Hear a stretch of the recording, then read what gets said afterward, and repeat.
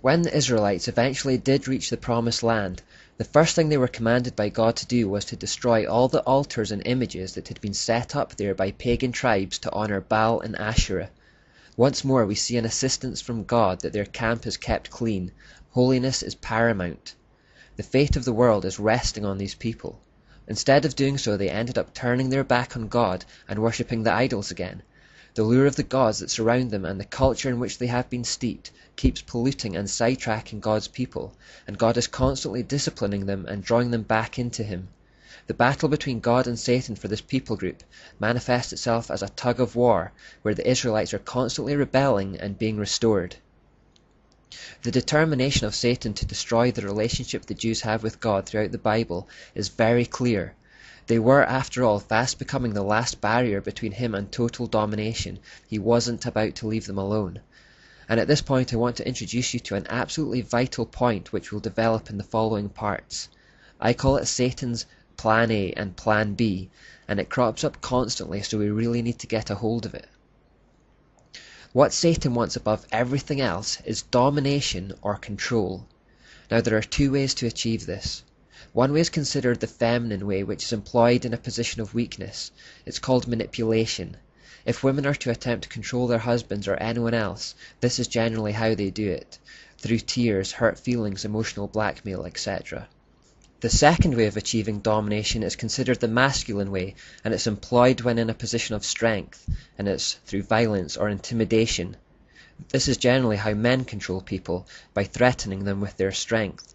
So there's a feminine way associated with the moon goddess or Asherah, which I refer to as Plan A, and a masculine way associated with the sun god or Baal that I refer to as Plan B. But both techniques are aiming for the same satanic end, which is control or domination. Now, up until this stage of human history, Satan had always managed to get his way with Plan A, subtle manipulation. He appealed to the pride of the angels, and a third followed him. He appealed to the pride of Adam and Eve, and the same thing happened. After the flood, he managed to influence Nimrod and Semiramis, and satanic polytheism began filling the earth. He must have felt pretty pleased with himself, because in the time period between Adam and Moses, human beings had actually been very easy pickings for him. He'd been able to sway pretty much whoever he wanted, whenever he wanted, without much resistance at all. He never had to go to war against humans in an overt sense. He'd merely appealed to their vanity and offered them the world. In the face of that offer, they had buckled every time. Some more examples of this.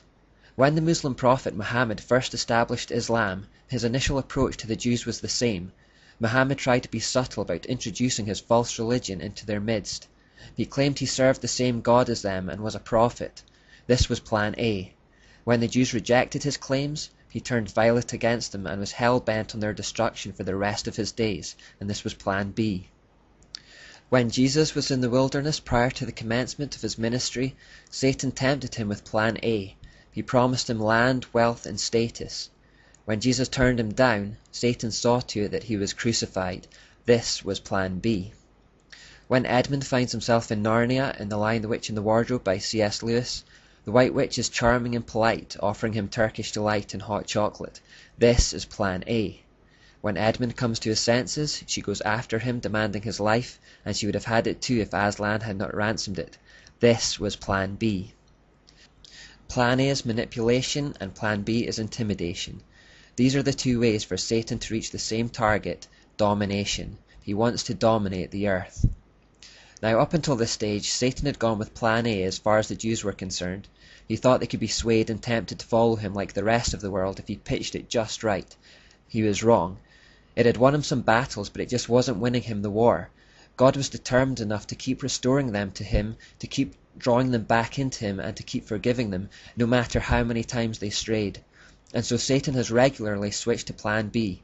Across the world and throughout history, the Jews have frequently been threatened with extermination, enslavement, and persecution. Hatred of the Jews in nations, organizations, and individuals is often a telltale sign of Satan's influence behind the scenes.